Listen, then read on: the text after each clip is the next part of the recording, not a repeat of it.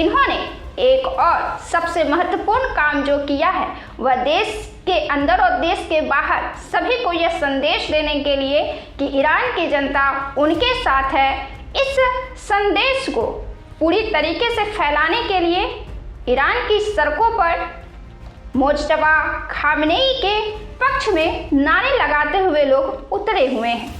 Iran के उस नागरिक के बारे में जरा आप कल्पना कीजिए कि जनवरी माह में हुए ईरान के अंदर संघर्ष में निहत्थे 6 लोगों को ईरान की सरकार ने मार दिया और बाकी के 2 लोग अमेरिका और इजराइल के युद्ध में मारे गए। यह मासूम जनता जाए तो किधर जाए, चुने तो किसे चुने।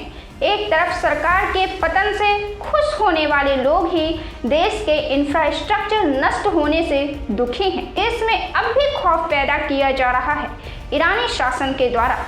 वहीं दूसरी तरफ खामेनेई की मृत्यु पर खुश होने वाले अब असमंजस में हैं कि वे खुश हों या दुखी। जनता की हाल यह है कि जब सत्ता पर हमले होते हैं तो वे खुश होते हैं और जब देश पर हमले होते हैं तो दिल दर्द से भर जाता है। अपने देश के भविष्य की चिंता होती है। जनवरी में ईरान के अंदर हुए खून खराबे को वहां की जनता अभी भूल भी नहीं सकी थी कि अमेरिका इजराइल ने मासूम बच्चों की मौत और उनकी कब्र के दृश्य ने पूरी दुनिया का दिल दहला दिया।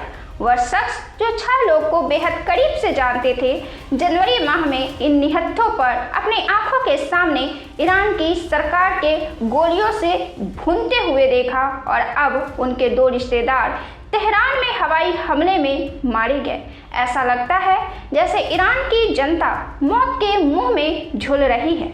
ईरान को लेकर एक गहरा सवाल यह भी है कि यहाँ की सत्ता से ईरान की एक बड़ी आबादी खुश नहीं है। वहीं डोनाल्ड ट्रंप ने जो बात कही है वह यह है कि वे ईरान में ऐसी सरकार चाहते हैं जो अमेरिका और इजराइल पर हमला करने के लिए हथियार विकसित नहीं करे। इस मायने में देखा जाए तो ईरान की जनता और डोनाल्ड ट्रंप के विचार एक है, लेकिन दूसरे मायने में देखा जाए तो विरोधाभास यह है कि डोनाल्ड ट्रंप जो भी ईरान में कर रहे हैं वह ईरान की जनता के लिए नहीं किया जा रहा है।